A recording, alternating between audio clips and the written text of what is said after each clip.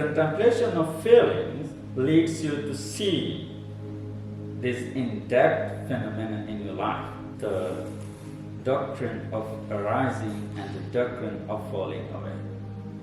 It arises and falls away. It comes and goes, it appears and disappears. We all see this two-dimensional world. What's the situation? There is no self. Myself is without feelings.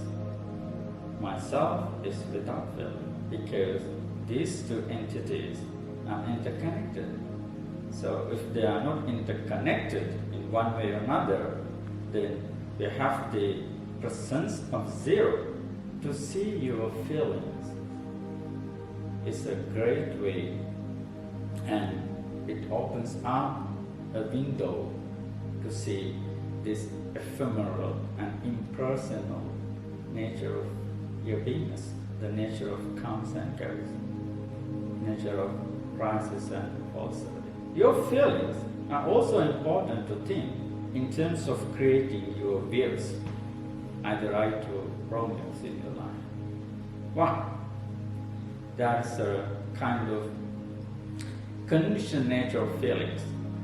Because feeling is not itself unconditioned,